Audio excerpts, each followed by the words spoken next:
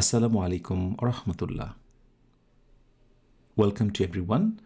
In this new episode, we are going to learn how to speak in different situations using some basic conversations. I hope you stay with me and enjoy the lessons. Okay, so let's get started.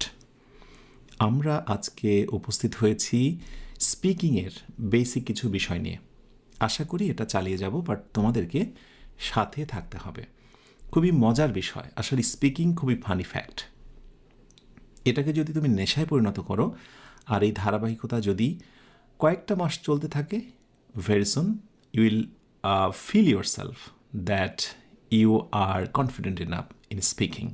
So আমি মনে করি যে এই জিনিসটা তোমরা যদি শুরু করো আজ থেকে এবং প্রমিস করো যে হ্যাঁ এটা কন্টিনিউ করবো স্যার, আপনি নিতে থাকেন, তাহলে কিন্তু আমিও চালিয়ে যেতে পারবো। সো তোমরা আমাকে একটু কমেন্টে সাড়া দেবে কারা এই এপিসোডগুলো চাচ্ছ।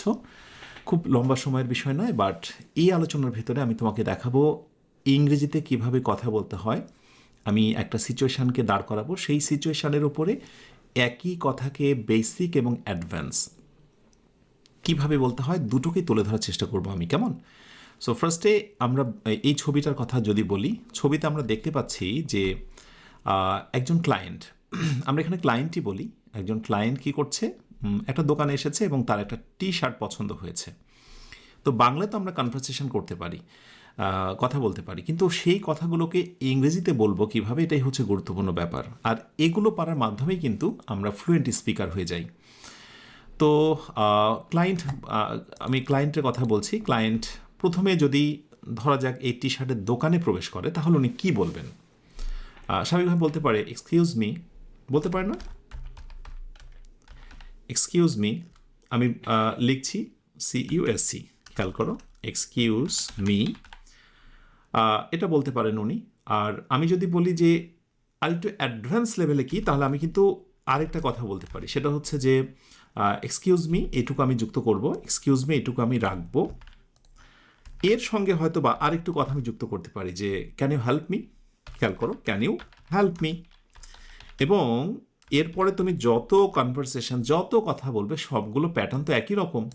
নতুন কোনো দোকানে যাও, নতুন কোনো স্থানে যাও, কিছু একটা অনুমতি চাচ্ছ, বলতে চাও, সো একই কথা, এক্সকিউজ মি অথবা excuse me can you help me.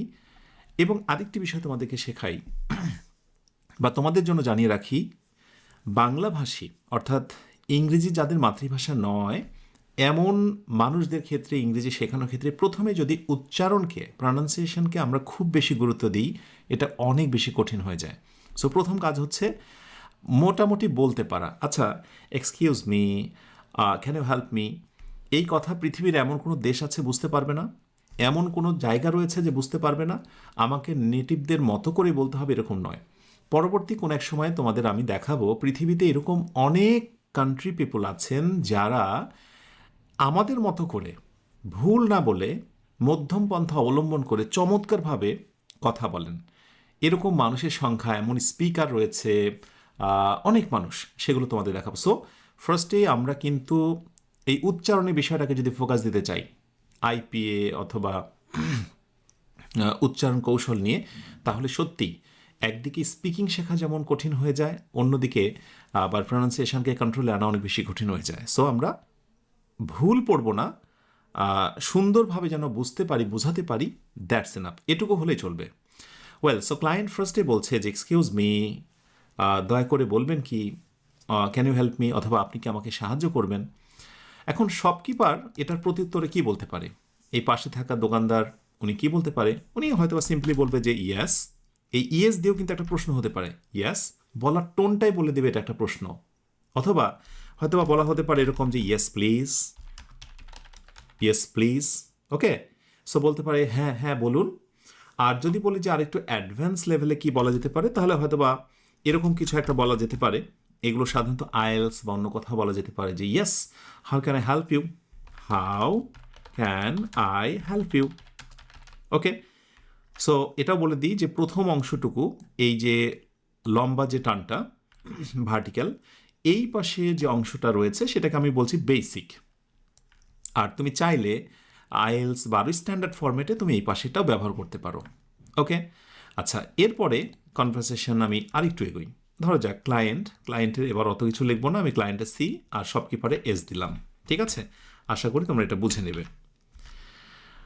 Okay, so একটু সময় দাও আমাকে। এবার আসো, ক্লায়েন্ট প্রথমে তার ইন্ট্রো কথাটা শেষ করলো। এরপর হতে পারে তো এরকম যে সে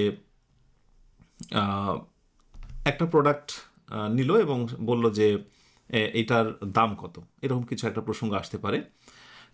সে বলছে যে I want a T shirt, ধর এরকম বললো যে I want a T shirt, T shirt, SHIRT, shirt, SHIRT, I want a T shirt, আমি একটা টি শার্ট চাই। এটা হতেই পারে। এই কথাটা হয়তো বা আরেকটু অ্যাডভান্স লেভেলে বলা যেতে পারে যে লাইক এরকম বললাম যে I am looking for T shirt, I am looking for a T shirt, T shirt. দুইটার অর্থই হচ্ছে যে আমি একটা টি শার্ট চাই বা আমি একটা টি শার্ট খুঁজছি। এটা কাকে বললো? হ্যাঁ, শপকিপারকে বললো। এবার শপকিপার প্রত্যুত্তরে কি বলতে পারে? শপকিপার নর্মালি বলতে পারে ওকে, বাট মনে রেখো স্পিকিংয়ের ক্ষেত্রে ওকে থেকে যেটি বেশি ব্যবহৃত হয় সেটা হচ্ছে ওকেই। সো ওকেই, সো ওকেই। এখন শপকিপার হয়তো বা এটা বলতেই পারে যে আপনি কোনটা চাচ্ছেন। সো নর্মালি কী হবে? হুইচ ওয়ান, সিম্পলি ছোট্ট করে হুইচ ওয়ান, আপনি কোনটা চান। অথবা শপকিপার যদি আরেকটু অ্যাডভান্স লেভেলে কথাটাকে বলতে চান, স্ট্যান্ডার্ড লেভেলে, তাহলে হতে পারে একটু ভেঙে বলা যে what kind of T shirt, অর্থাৎ কোন প্রকারের টি শার্টটা আপনি চাচ্ছেন, কোন কোম্পানি চাচ্ছেন, what kind of T shirt. দেখেছ, একই কথাকে আমি অ্যাডভান্স লেভেলে ওইভাবে বলতে পারি।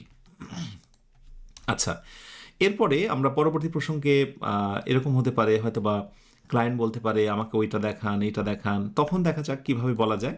ঠিক আছে, so C that means client আর S that means shopkeeper, right? So client বা কাস্টমার, যেটাই ক্লায়েন্ট বলছে যে এখন সে একটা পছন্দের কথা বলবে যে can I see this one, ধরো এরকম বললো যে can I see this one. এই দিস ওয়ান মানে হচ্ছে যে আমি এইটা দেখতে চাই। আর যদি বলা হয় ওইটা মানে একটু দূরে, কাছে থাকলে দিস ওয়ান এইটা, আর দূরে জিনিসটা দেখাচ্ছ দোকানের ভেতরে দূরে, so that one. So I can this one, so বা হচ্ছে I can see this one, অথবা can I see this one, আমি কি এটা দেখতে পারি, আমি কি এটা দেখতে পারি। অথবা যদি আরেকটু স্ট্যান্ডার্ড ওয়েতে আমরা বলতে চাই তাহলে কুড দিয়ে বাক্য শুরু করতে পারি যে could you show me this one please, এরকমও বলতে পারি। কুড ইউ শো মানে দেখানো, could you show me this one. এইবার লাস্টে একটা প্লিজ দিতে হবে, শর্টকাটে আমি PLZ দিলাম জাস্ট বোঝানোর জন্য। ওকে, সো ক্লায়েন্ট যখন এটা বলবে শপকিপার এটার অবশ্যই একটা আনসার দিতে পারে। কি বলতে পারে? বলতে পারে ইয়েস, অথবা শিওর, অনেক কথা বলতে পারে, অফকোর্স, অনেক কথা বলতে পারে। এবং এরপরে যে সেটা যে বলতে পারে অ্যাডভান্স লেভেলে যে অফকোর্স বা ইয়েস, হেয়ার ইউ আর, এই যে নেন, মানে আগিয়ে দিয়ে বলছে হেয়ার ইউ আর। এই কথাটা খুব খুব বেশি কাজের এবং তোমরা মনে রাখবে সবসময় যখন কেউ কোনো জিনিস চাইবে তাদের কাছে যখন বা তার কাছে আমি কোনো জিনিস মানে আগিয়ে দেব এবং বলবো যে এইটা, তখন আমরা বলবো না টেক দিস ওয়ান বা ইট ইজ। আমাদের প্যাটার্নটা হবে একটাই, সেটা হচ্ছে হেয়ার ইউ আর, এই যে এইটা। ওই যে দেখতে পাচ্ছি আমরা সুন্দর করে উনি ওনার টি শার্টটা নিলেন এবং হচ্ছে ক্লায়েন্টের কাছে দেখিয়ে দিচ্ছেন, বলছেন যে এই যে এইটা, আপনি যেটা চেয়েছিলেন সেটা হচ্ছে এইটা। আচ্ছা, এরপর স্বাভাবিকভাবেই যেটা খুবই গুরুত্বপূর্ণ বিষয় সেটি হচ্ছে দাম জিজ্ঞাসা করার ব্যাপারটা। সো দামটা আমরা জিজ্ঞাসা করি কীভাবে? অনেকভাবে করতে পারি, কিন্তু সবচেয়ে বেশি যেটা common, how much is this, তাই না? হাউ মাচ ইজ দিস, এটার দাম কত, এই একটা কমন। আর আমরা যদি আরেকটু অ্যাডভান্স লেভেলে বলতে চাই তাহলে সেটা হচ্ছে how much does it cost, এরকম বলতে পারি, how much does it cost. তো এই যে লাস্টে যেটা আমি বলছি how much does it cost, এইটা কিন্তু বেসিক্যালি বলাটা একটু কঠিন হয়ে যায়, মুখে দ্রুত যেটা চলে আসে হাউ মাচ ইজ ইট বা হাউ মাচ ইজ দিস, এটার দাম কত। তো ইট মানে হচ্ছে এটা, আর দিস মানেও ওই কাছে থাকা জিনিসটাকে বোঝানো হচ্ছে, হাতে নেওয়া জিনিসটাই। How much is this, both are correct. এবার স্বাভাবিকভাবে আমরা দেখতে পাচ্ছি উপরে দামটা লেখা আছে যে ইটস 500 টাকা। সো তাহলে সেটাই সে বলবে যে ইটস সংক্ষেপে লিখলাম ইটস 500 টাকা। ওকে, আর যদি অ্যাডভান্স লেভেলে যাওয়া হয় তাহলে আরেকটু এভাবে বলা যেতে পারে।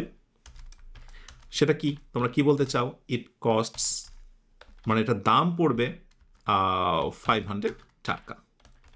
ওকে, ব্যাস এভাবে করেই বেসিক্যালি কনভারসেশন শিখতে হয়। এইটা যদি শেখো, বিশ্বাস করো তুমি এরপরে তুমি টি শার্টের দোকানে যাও, মোবাইল কিনতে যাও, মুদিখানার দোকানে যাও, বেসিক জিনিস হচ্ছে এইটা।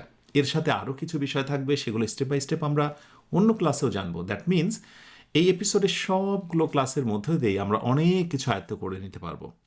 আর স্পিকিং শেখার ক্ষেত্রে দুইটি জিনিসকে just you have to avoid. Number 1 লাজুকতা, অ্যান্ড নাম্বার 2 জড়তা। দুইটা শেষে তয়কারেতা, লাজুকতা এবং জড়তা। সো লাজুকতা কাটানোর জন্য বেশি বেশি বলতে হবে, ভুল হলেও সমস্যা নেই, আয়নার সামনে বারবার বলতে হবে। এই ভয়গুলো, এই লাজুকতাগুলো কেটে যাবে। আর জড়তা, জড়তা আমরা অনেক সময় বলি যে টাং টুইস্টার, বিভিন্ন সেন্টেন্স আছে, সেগুলো বারবার প্র্যাকটিস করার মাধ্যমে তোমার জিহ্বার জড়তা কেটে যাবে। বাট আমি যেটা পরামর্শ দিব সেটি হলো আমাদের জানাশোনা কথাগুলোই যেটা আমরা প্রচুর বলি বা ব্যবহার করি সেটাই বারবার আমরা বলবো। যেমন ধরো এখানে যে সেন্টেন্সগুলো আমি ইউজ করেছি, এক্সকিউজ মি, বারবার বলো excuse me, right? I want a T shirt, A want a T shirt, বারবার এটা বলতে থাকো। ওকে হুইচ ওয়ান, বারবার বলতে থাকো। গবেষণায় দেখা মিলেছে মানুষ সেই কথাটাই স্বতঃস্ফূর্তভাবে বলতে পারে, খুব সুন্দর করে বলতে পারে যে কথাগুলো সে কোনো না কোনো সময় বারবার সে বলেছে। সো এই কথাগুলোই বারবার বলো। এবং শতভাগ প্রমাণিত যারা ইংরেজি ফ্লুয়েন্ট স্পিকার, ইংরেজি খুব ভালো পারেন বা বলেন, সরি এখানে একটা মিস্টেক ছিল, মি হবে, হ্যাঁ, যারা ইংরেজি ভালো পারেন এবং বলেন বেসিক্যালি তারা কিন্তু প্রত্যেকেই ঘুরে ফিরে ওই একই সেন্টেন্স, একই ফ্রেমগুলোই বারবার ব্যবহার করে, বিকজ এগুলোই তাকে ফ্লুয়েন্ট করেছে, এগুলো তার হৃদয়ে গেঁথে গেছে। সো আজকের পর তোমাদের প্রত্যেকের কাছে আমার এটি বলার থাকবে, তোমরা অবশ্যই প্রচুর পরিমাণে বলা কথাগুলো বারবার প্র্যাকটিস করবে। ঠিক আছে? চাইলে তোমরা স্ক্রিনশট দিয়ে নিতে পারো এবং বারবার প্র্যাকটিস করতে পারো। আর যদি মনে করো ইংরেজির স্পিকিংটা শুরু থেকে বেসিক টু অ্যাডভান্সটা গল্পের আকারে পড়ে মজা নেব, শেষ করব, তাহলে সাথে রাখতে পারো অনলি স্পোকেন এই বইটা। পুরো বইটাই সাজানো হয়েছে একেবারেই গ্রামারলেস ডিসকাশনে, কনভারসেশনে। আশা করি এনজয় করবে ইনশাআল্লাহ। পরবর্তী এপিসোডে আবার তোমাদের সঙ্গে কথা হবে। আসসালামু আলাইকুম ওয়া রাহমাতুল্লাহ।